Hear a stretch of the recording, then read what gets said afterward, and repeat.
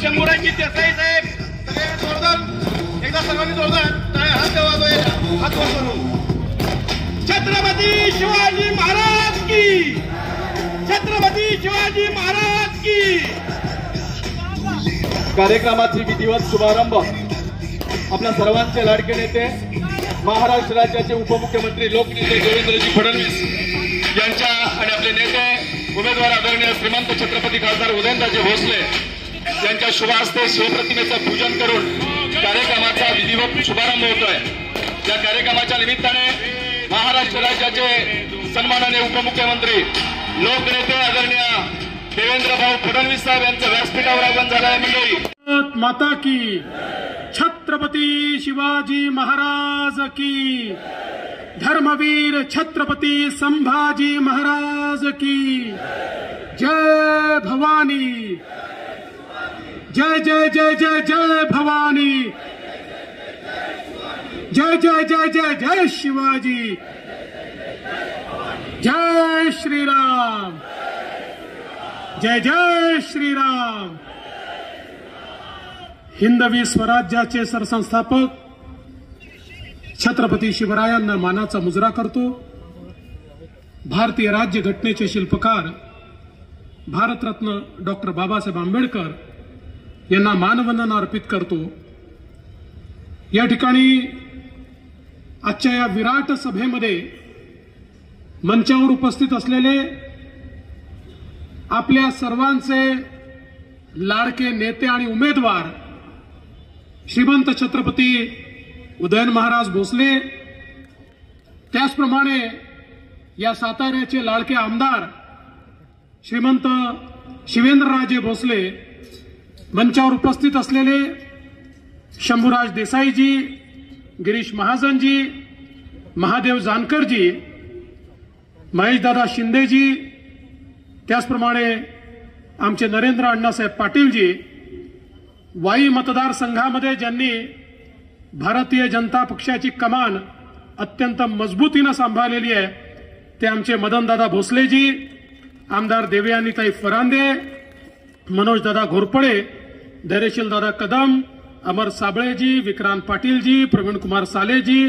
पुरुषोत्तम जाधवजी, चंद्रकांत जाधवजी, एकनाथ ओंबळेजी, धैर्यशील पाटीलजी, अमित कदमजी, युवराज पवारजी, अशोक बापू गायकवाड, चित्रलेखाताई माने कदम, वसंतराव मानकुंबरे, ज्ञानदेव रांजळे, बापूसाहेब जाधव, सुनील काटकर, रामकृष्ण वेताळ, अविनाश कदम, राजीव भोसले, सुरभीताई भोसले, रणजित भोसले, सुवर्णाताई पाटील, सदाशिवराव बागल, माधवीताई कदम, विकास गोसावी, मंचावरील सर्व मान्यवर, कोणाचं नाव सुटलं असेल तर क्षमा मागतो, लिहिणाऱ्याची चूक आहे, माझी नाही आहे।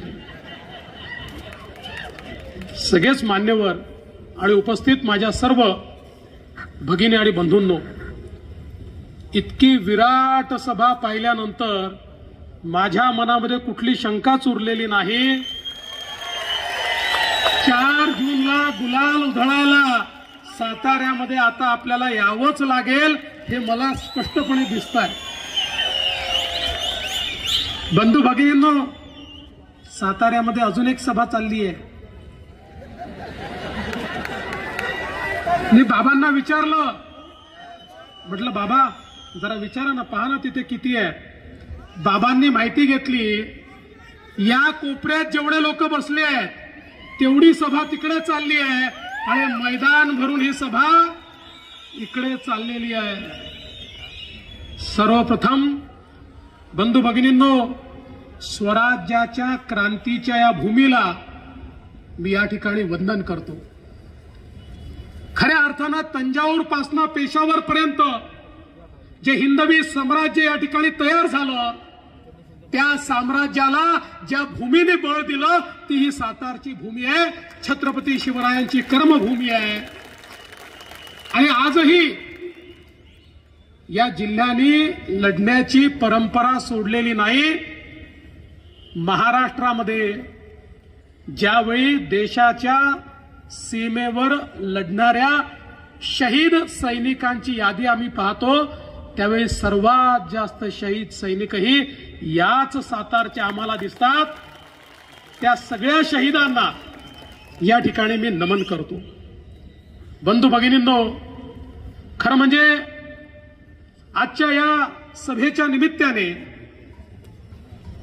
आमच्या शिवेंद्र बाबांनी आणि महाराजांनी या ठिकाणी काही गोष्टी मांडल्या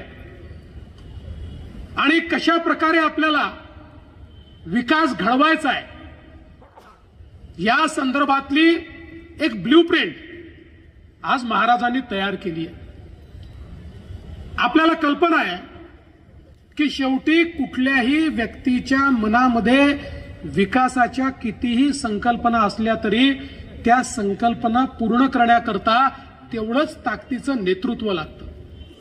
आणि मला सांगताना आनंद वाटतो, ते नेतृत्व देण्याची क्षमता आज देशामध्ये फक्त आणि फक्त नरेंद्र मोदीजींकडे आहे. आज बाबा तुम्ही ज्यावेळी या ठिकाणी आम्हाला आयटी हब पाहिजे म्हणतात, महाराज आयटी हब पाहिजे म्हणतात, आज तुम्ही याची मागणी का करू शकता माहितीये? मोदीजींनी गेल्या 10 वर्षामध्ये भारताला आयटी कॅपिटल केलं. जो आयटी आमचे पोरं फक्त परदेशात जायचे, आज जगातल्या सगळ्या आयटी कंपन्या या भारतामध्ये आहेत. आणि तुम्ही काळजी करू नका, 2 महाराजांनी सांगितल्यानंतर आमची काही ब्याज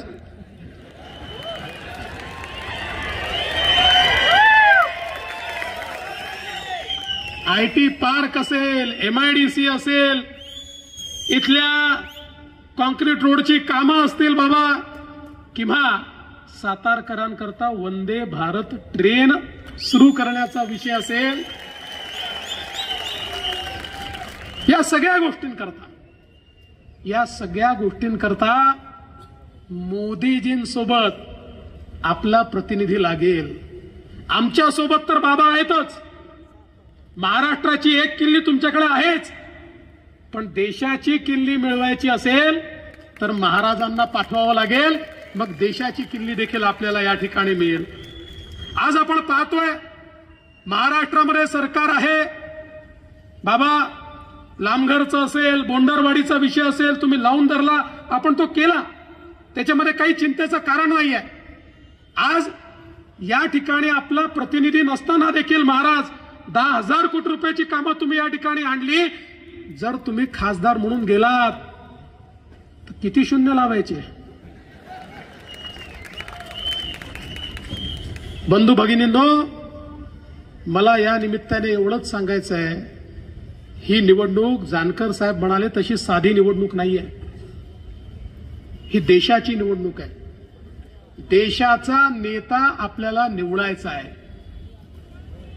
या देशामध्ये सामान्य माणसाच्या आशा, आकांक्षा आणि अपेक्षा कोण पूर्ण करू शकतो, तो नेता आपल्याला निवडायचा आहे.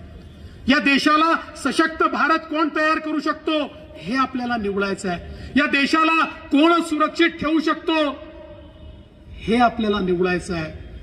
आणि आज ज्यावेळी मतदानाकरता आपण जातो त्यावेळी 2 ध्रुव आपल्याला पाहायला मिळतात. देश वाटला गेलाय, वेगवेगळे पक्ष असतील, पण 2 ध्रुव तयार झाले आहेत. एक ध्रुव म्हणजे विश्वगौरव असलेले, विकास पुरुष असलेले आपले नेते माननीय नरेंद्र मोदीजी आहेत. आणि मोदीजींच्या सोबत एकनाथराव शिंदेजींची शिवसेना आहे, अजितदादांची राष्ट्रवादी आहे, आमच्या जानकरांची रासप आहे, त्या ठिकाणी मनसे आहे, त्या ठिकाणी रिपाई आहे, त्या ठिकाणी पिरिपा आहे, त्या ठिकाणी जनसुराज्य आहे, त्या ठिकाणी वेगवेगळ्या 18 पक्ष आपले हे एकत्रित आहेत. आपली एक महायुती या ठिकाणी आहे. दुसरीकडे काय आहे? दुसरीकडे राहुल गांधी आहेत. 2 ध्रुव आहेत. एकीकडे मोदीजी आहेत, एकीकडे राहुल गांधी. दुसरा चॉईसच नाही आहे. पवार साहेब काही प्रधानमंत्री होणार नाही. उद्धव ठाकरेंचा प्रश्नच उठत नाही.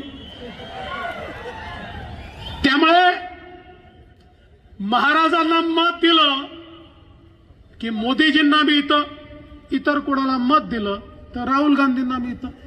ज्यांना मोदीजींना मत द्यायचं आहे त्यांच्याकरता महाराज आहे, ज्यांना राहुल गांधींना मत द्यायचं आहे त्यांच्याकरता इतर कोणी आहे? I also love you. पण बंधू भगिनींनो, आज आपण बघा, आपली विकासाची गाडी आहे. या गाडीचं मजबूत इंजिन मोदीजी आहे आणि या वेगवेगळ्या पक्षाच्या बोग्या डब्बे या आपल्या विकासाच्या इंजिनला लागले आहेत. आणि ही विकासाची गाडी कशी आहे? दीन दलित गोर गरीब आदिवासी शेतकरी शेतमजूर महिला अल्पसंख्याक ओबीसी भटके विमुक्त शेतकरी सगळ्यांना सोबत घेऊन सबका साथ सबका विकास म्हणत मोदीजीची गाडी पुढे जाते. मजबूत इंजिन घेऊन पुढे जाते. दुसरीकडे अवस्था काय आहे? राहुल गांधींच्या गाडीला फक्त इंजिनच आहे, डब्बेच नाही आहे. राहुल गांधी म्हणतात मी इंजिन आहे, पवार साहेब म्हणतात मी इंजिन आहे, उद्धव ठाकरे म्हणतात मी इंजिन आहे, ममता बॅनर्जी म्हणते मी इंजिन आहे, लालूजीचा पोरगा म्हणतो मी इंजिन आहे, मुलायम सिंगाचा पोरगा म्हणतो मी इंजिन आहे, स्टॅलिन म्हणतो मी इंजिन आहे. तिथे प्रत्येक जण इंजिन आहे, तिथे डब्बाच नाही आहे. आणि इंजिन मध्ये सामान्य माणसाला बसायला जागा नसते. इंजिन मध्ये केवळ ड्रायव्हर त्या ठिकाणी बसतो. बंधू भगिनींनो, राहुल गांधींच्या इंजिन मध्ये फक्त सोनियाजी आणि प्रियंकाजींकरता जागा आहे. पवार साहेबांच्या इंजिन मध्ये तुमच्याकरता जागा नाही आहे, फक्त सुप्रियाताईंकरता जागा आहे. आणि उद्धवजींच्या इंजिन मध्ये फक्त आदित्य ठाकरेंकरता जागा आहे, बाकी कोणाही करता जागा नाही आहे. आणि म्हणून ज्या क्षणी महाराजांच्या कमळाची बटन दाबाल त्या क्षणी महाराज साताऱ्याची बोगी थेट मोदीजींच्या इंजिनला लावतील आणि मग साताऱ्याला मागे वळून पाहण्याची आवश्यकता पडणार नाही. आपण पाहू शकतो 2014 साली मोदीजींनी महाराष्ट्रामध्ये आणि देशामध्ये आपल्या महायुतीचं राज्य आल्यानंतर ज्या प्रकारचं परिवर्तन या ठिकाणी केलं, आज जगातले लोक विचार करतायत. जगातले लोक हे मोदी मॉडेल काय आहे? जगात चर्चा चाललेली आहे की 10 वर्षामध्ये 25 कोटी लोकांना गरिबी रेषेच्या वर आणणारं मोदी मॉडेल काय आहे? अर्थशास्त्र सगळे तज्ञ चर्चा करतायत. 25 कोटी लोक गरिबीच्या वर आले. 20 कोटी लोक जे झोपडीत राहायचे, कच्च्या घरांमध्ये राहायचे, ते 20 कोटी लोक आज पक्क्या घरांमध्ये राहायला गेले. ज्या 50 कोटी लोकांच्या घरी माय माऊलीला चुलीवर स्वयंपाक करावा लागायचा, त्यांच्या घरी गॅस आला. ज्या 55 कोटी लोकांकडे शौचालय नव्हतं, बाहेर जावं लागायचं, त्यांच्या घरी शौचालय आलं. ज्या 60 कोटी लोकांकडे पिण्याच्या पाण्याचा नळ नव्हता, माझी माय माऊली डोक्यावर हंडा घेऊन त्या ठिकाणी नळावर जायची, नदीवर जायची, विहिरीवर जायची. त्या 60 कोटी लोकांकडे 10 वर्षामध्ये शुद्ध पिण्याचं पाणी नळाच्या माध्यमातून पोहोचलं. 80 कोटी लोक असे आहेत देशामध्ये की ज्यांच्या घरी आज मोदीजी मोफत रेशन देत आहेत आणि 2029 सालापर्यंत हे मोफत रेशन त्यांच्या घरी पोहोचणार आहेत. आणि त्यात 7 कोटी लोक आपल्या महाराष्ट्रातले देखील आहेत. जवळजवळ 60 कोटीपेक्षा जास्त आमचे तरुण असे आहेत की ज्यांना मोदीजींच्या माध्यमातून मुद्राचं लोन मिळालं. बंधू भगिनींनो, 10 लाखाचं लोन, कुठलंही तारण नाही, कुठलीही गॅरंटी नाही. पूर्वी बँकेत गेलं, मॅनेजर म्हणायचा घर किंवा जमीन तारण ठेवायला आहे का? नसेल तर कोणी सरकारी अधिकारी तुझा नातेवाईक आहे का? त्याची गॅरंटी आण, तर तुला या ठिकाणी लोन मिळेल. पण मला सांगताना आनंद वाटतो, 60 कोटीपेक्षा जास्त लोकांना मोदीजींनी त्यांची गॅरंटी घेतली आणि 10 लाखापर्यंतचं लोन मिळालं. आणि त्यापैकी 31 कोटी महिला आहेत की ज्यांना हे लोन त्या ठिकाणी मिळालेलं आहे. आणि आता तर मोदीजींनी सांगितलं 10 लाख नाही, आता 20 लाखापर्यंतचं लोन, कुठली गॅरंटी नाही, कुठलंही तारण नाही, हे आमच्या तरुणाईला या ठिकाणी मोदीजींच्या माध्यमातून मिळणार आहे. आणि एवढंच नाही तर जवळपास 80 लाख बचत गट तयार करून त्यांना 8 लाख कोटी रुपये मोदीजींनी दिले आणि त्यातनं 10 कोटी महिलांना आपल्या पायावर मोदीजींनी उभं केलं.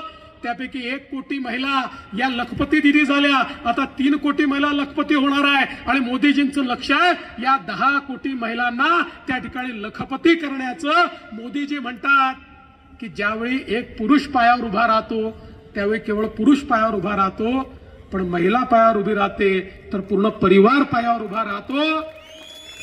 आणि म्हणून महिलांना अधिकारिता देण्याचं काम मोदीजी करतायत.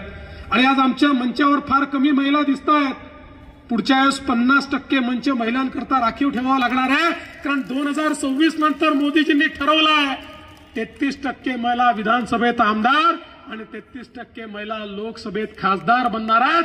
कारण जोपर्यंत आमच्या माता भगिनी या मुख्य धारेमध्ये येत नाही तोपर्यंत विकसित भारताचं स्वप्न हे या ठिकाणी पूर्ण होत नाही. आज बघा बंधू भगिनींनो, मोदीजींनी ज्यांचा कोणी विचार केला नाही इतके वर्ष आमच्या गावगाड्याला चालवणारे, आमचं आर्थिक सगळं चक्र चालवणारे आमचे 12 बलुतेदार आणि पारंपरिक व्यावसायिक यांचा विचार कधी झाला नाही. पहिल्यांदा मोदीजींनी विश्वकर्मा नावाची योजना आणली आणि गावगाड्याचं काम करणारे आमचे 12 बलुतेदार आणि आमचे पारंपरिक व्यावसायिक यांच्याकरता 14,000 कोटी रुपये मोदीजींनी दिले.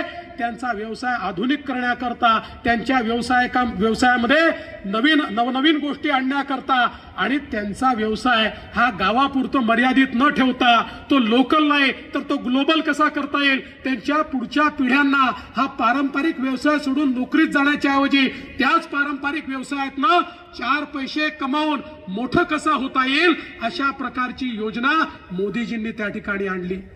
आज आमच्या अनुसूचित जातीच्या तरुणाईकरता स्टँड अप सारखी योजना आणली आणि त्या योजनेच्या माध्यमातून मोदीजींनी प्रत्येक बँकेच्या प्रत्येक ब्रँचला अनुसूचित जातीच्या मुलांना लोन देऊन उद्योजक करावंच लागेल, नाहीतर त्या बँकेचा लायसन्स कॅन्सल होईल म्हणून सांगितलं. आज लाखो अनुसूचित जातीचे लोक हे त्या ठिकाणी उद्योजक झाले आहेत. आमच्या आदिवासी समाजाकरता मोदीजींनी त्या ठिकाणी आपल्याला कल्पना आहे 24,000 कोटी रुपयाची योजना आणली. आणि सगळ्यात महत्वाचं, कारण सैनिकांचा जिल्हा आहे, वर्षानुवर्ष आमचे सगळे सैनिक म्हणायचे 1 रँक 1 पेन्शन आला पाहिजे आणि सरकार सांगायचं त्याच्याकरता 50,000 कोटी रुपये लागतील, आम्ही ते करू शकत नाही. मोदीजींनी सांगितलं 1 रँक 1 पेन्शन देणार, 1 रँक 1 पेन्शन दिली, 50,000 कोटी रुपये आमच्या सैनिकांना त्या ठिकाणी देण्याचं काम हे मोदीजींच्या माध्यमातून झालं.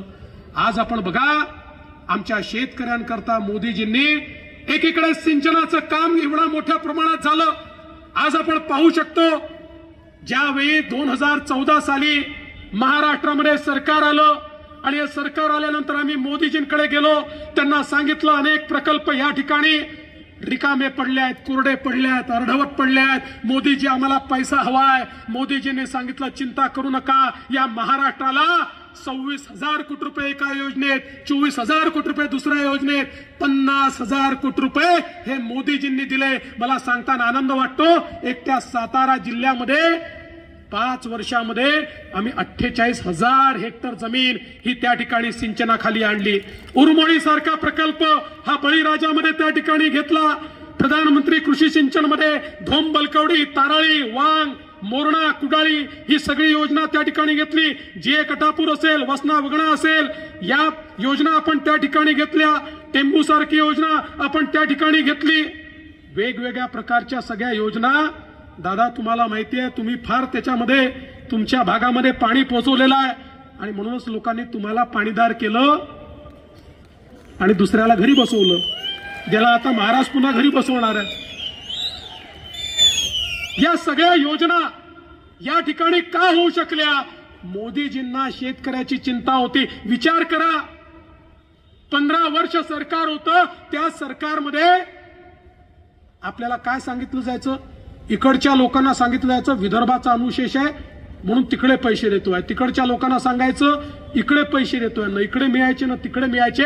आम्ही सांगितलं विदर्भातही काम करून दाखव आणि पश्चिम महाराष्ट्रातही काम करून दाखव. सातारा, सांगली आणि सोलापूरच्या दुष्काळी भागामध्ये आज पाणी पोहोचत आहे, कारण या ठिकाणी मोदीजी होते, मोदीजींचा आशीर्वाद आपल्या पाठीशी होता. आज बंधू भगिनींनो, आमच्या ऊसाच्या शेतकऱ्यांकरता ज्यावेळी मोदीजी प्रधानमंत्री झाले, जाणते राजे म्हणाले होते अरे मोदींना ऊसातलं काय कळतं, यांना साखर कारखानदारीतलं काय कळतं?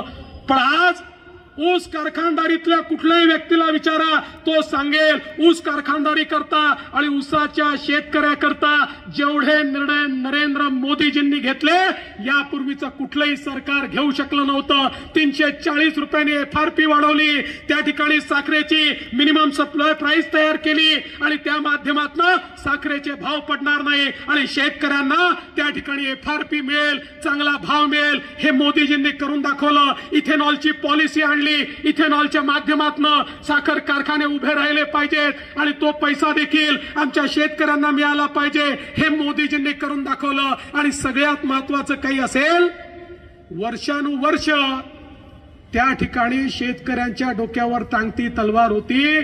ऊसाची FRP दिल्यानंतर कायद्याने जास्तीची FRP दिली म्हणून इन्कम टॅक्स लागला होता. इन्कम टॅक्स महाराष्ट्रामध्ये 10,000 कोटी रुपयाचा इन्कम टॅक्स होता. सातत्याने नोटिसा यायच्या, कारखान्यांना यायच्या, तुम्ही शेतकऱ्याकडनं पैसा वसूल करा आणि आम्हाला इन्कम टॅक्स भरा. मला आठवतं त्या ठिकाणी मनमोहन सिंगजी प्रधानमंत्री होते, किमान 5 वेळा शरद पवार साहेब डेलिगेशन घेऊन गेले आणि सगळ्यांना सांगितलं आता आपण जाऊ आणि हा इन्कम टॅक्स रद्द करून आणू. 5 वेळा लोक गेले, प्रत्येक वेळी आश्वासन मिळालं. ते जायचे, अर्थमंत्र्याला भेटायचे, प्रधानमंत्र्याला भेटायचे, फुटकी कवडी देखील त्यातनं रद्द झाली नाही. उलट शेवटी कारखानदार हायकोर्टात गेले, हारले, सुप्रीम कोर्टात गेले, हारले. शेतकऱ्याकडनं इन्कम टॅक्स वसूल करण्याची वेळ आली होती, नाही तर कारखाने बंद पडले असते. आम्ही मोदीजींकडे गेलो, मोदीजींना परिस्थिती सांगितली.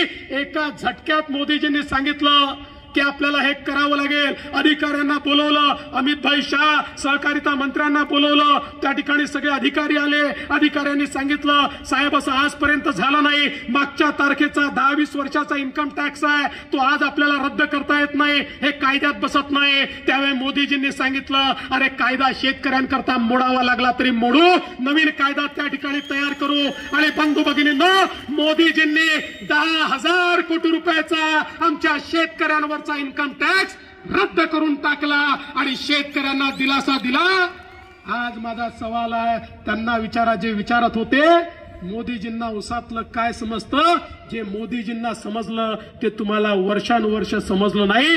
मोदीजींना सामान्य शेतकऱ्याची नाडी समजली, त्याचं स्पंदन समजलं, त्याचं रुदन समजलं, त्याचं हृदय समजलं आणि म्हणून मोदीजी या ठिकाणी अशा प्रकारचा निर्णय घेऊ शकले.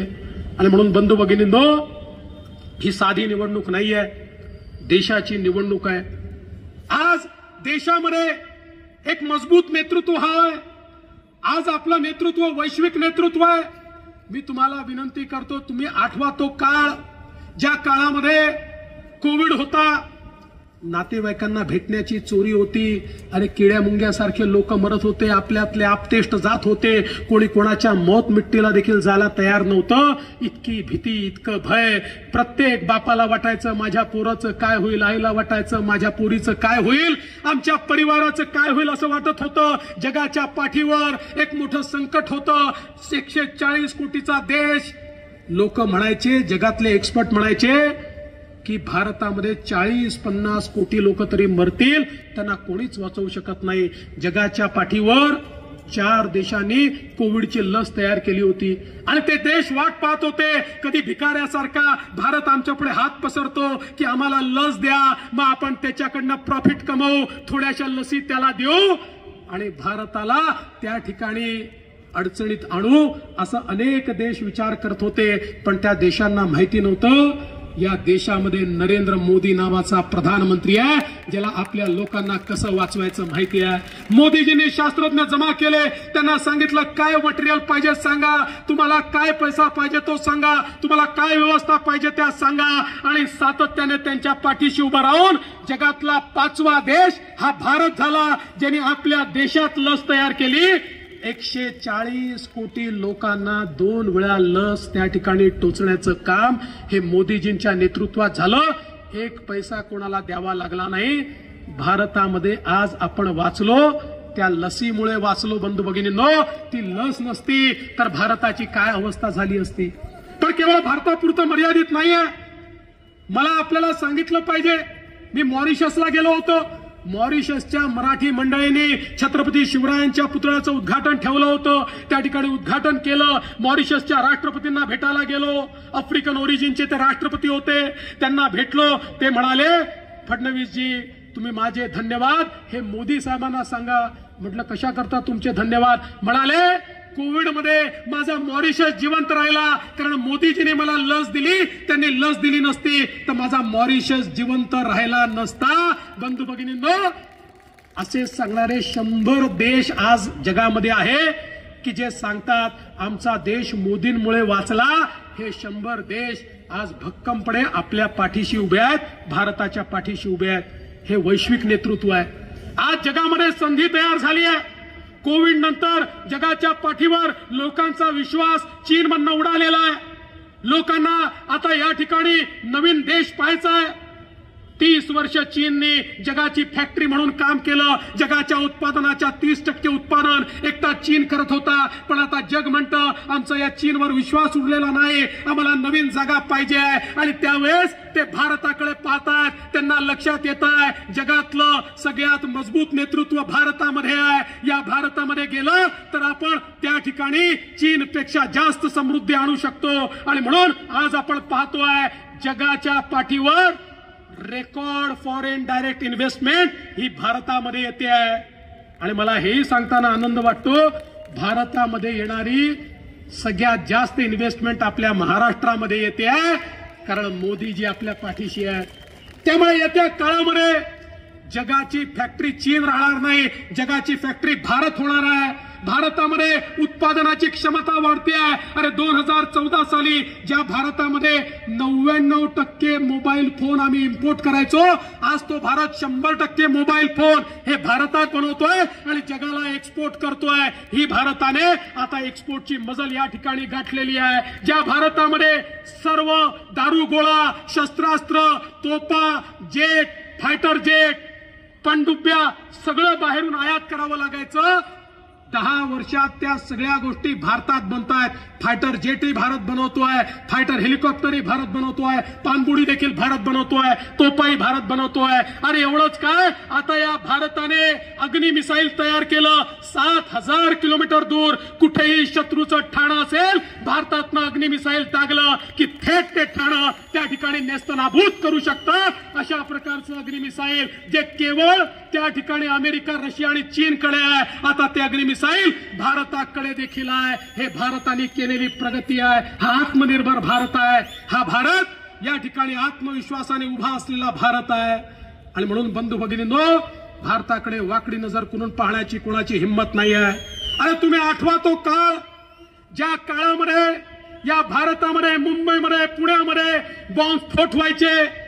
काय करायचं आमचं सरकार? बॉम्बस्फोट झाला की आपलं सरकार त्या ठिकाणी पाकिस्तानचा निषेध करायचं, तो पुन्हा बॉम्बस्फोट करायचा, मग तीव्र निषेध करायचे, मग तो पुन्हा बॉम्बस्फोट करायचा, मग अतितीव्र निषेध करायचे, मग तो पुन्हा बॉम्बस्फोट करायचा. हे अमेरिकेत जायचे, अमेरिकेच्या राष्ट्रपतीला म्हणायचे बघा बघा तो पाकिस्तान आमच्याकडे येतो, बॉम्बस्फोट करतो, तुम्ही त्याला समजवा. बंधू भगिनींनो, मोदीजी देशाचे पंतप्रधान झाले, आपल्या देशामध्ये बॉम्बस्फोट केला, मोदीजींनी सोडलं नाही, अमेरिकेकडे गेले नाही, थेट पाकिस्तानमध्ये घुसून सर्जिकल स्ट्राईक केला, एअर स्ट्राईक केला आणि आतंकवाद्यांना मारलं. माझा तुम्हाला सवाल आहे, सांगा 2019 नंतर पाकिस्तानच्या बापाची तरी हिंमत झाली का भारतामध्ये बॉम्बस्फोट करण्याची? एकही बॉम्बस्फोट या भारतात कोणी करू शकलं नाही. आता पाकिस्तान असो, चीन असो, कोणी वाकडी नजर करून आपल्याकडे पाहू शकत नाही. बंधू भगिनींनो, माननीय मोदीजींनी काय सांगितलं? मोदीजींनी सांगितलं पिछले 10 साल ये तो ट्रेलर था, असली पिक्चर अगले 5 साल में हमको देखना है. मोदीजींनी सांगितलं.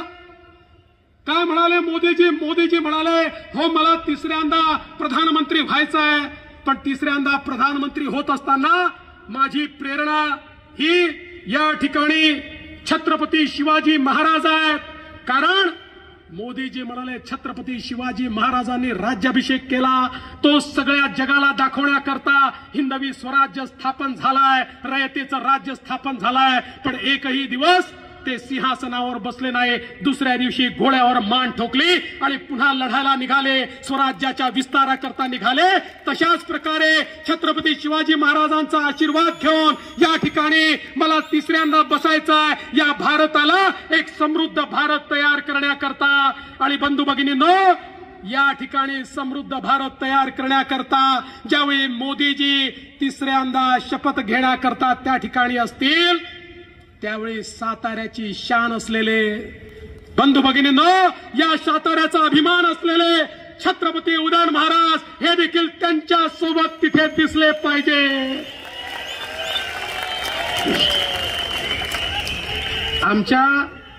आमच्या पवार साहेबांचा दुटप्पीपणा बघा. कोल्हापूरला जातात आणि त्या ठिकाणी सांगतात शाहू महाराजांच्या विरुद्ध तुम्ही उमेदवार उभा केला, किती चुकीचं आहे, त्यांना तुम्ही त्या ठिकाणी निर्विरोध द्यायला पाहिजे होतं. मग हे महाराज नाहीत का? हे तुम्हाला का नाही आठवलं? जर तुम्हाला तिथे आठवतं तर इथे तुम्ही म्हणायला पाहिजे होतं, ठीक आहे, या ठिकाणी या गादीचा मान आहे, छत्रपती उदयन महाराज उभे आहेत, मी उमेदवार उभा करणार नाही. पण तुम्ही उमेदवार उभा केला आणि तोही असा उमेदवार उभा केला ज्यांनी शौचालयातही पैसे खाल्ले. अरे महाराजांच्या विरुद्ध उमेदवार उभा करायचा तर तोडीचा उमेदवार उभा केला पाहिजे होता.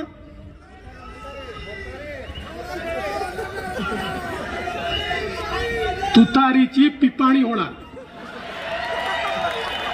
छत्रपती उदयनराजे तुतारीची पिपाणी केल्याशिवाय थांबत नाही.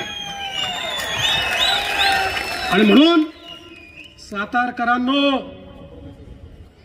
तुमच्या भरोशावर आता ही निवडणूक आम्ही सोडली आहे. बाबाही आहेत आणि महाराजही आहेत.